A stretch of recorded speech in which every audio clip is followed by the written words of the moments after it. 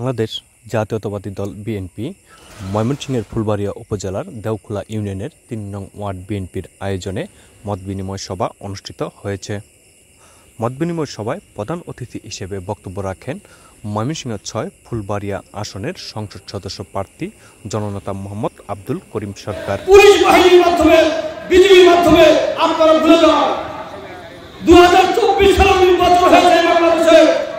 আমরা জাতীয় সংসদ নির্বাচন গেল, যে কোনো নির্বাচনে দেখছেন সরকার দলে যারা ছিলেন তারা আপনাদের ভোট করে নিয়ে গেছে। বিভিন্ন রাজনৈতিক দল আজকে সংস্কারের নামে নির্বাচনকে জনগণের ভোটের অধিকারকে পিছিয়ে দিতে চায়। আমাদের দিনে তো রাতের জন্য খারাপ করে দিয়েছিল, রাতে আমাদেরকে ঘুমা করে দেয় ঠিক মতো। এমন সময় গিয়েছে ফুলবাড়িয়া উপজেলার আনাচে কানাচে উত্তর ধান কেটে মুসলিম মিশিয়ে ঘুমিয়েছে বসার করার জন্য। মিথ্যা মামলায় প্রত্যেকটি ইউনিয়নে 2 থেকে 3টি 5টি করে মিথ্যা মামলা দেওয়া হয়েছে, ডায়েরি মামলা দেওয়া হয়েছে। প্রিয় বন্ধুরা, আমি মিথ্যা বলেছি? আপনারা এইখানে অনেক উত্তর আছে যারা